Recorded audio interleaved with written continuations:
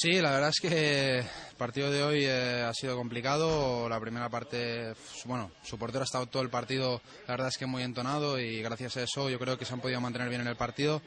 Al final los contraataques en nuestra defensa nos han podido dar una buena ventaja. Y en cuanto a la temporada, pues hombre, hemos perdido 3 puntos, pero quedan muchos por jugarse. Esperamos que haya alguna sorpresa en algún partido de Ciudad Real, que pierda algún partido, podamos acercarnos y llegar al partido de su casa, pues nosotros habiéndolo ganado todo y teniendo opciones de ganarles el partido para ganar la Liga, ¿no?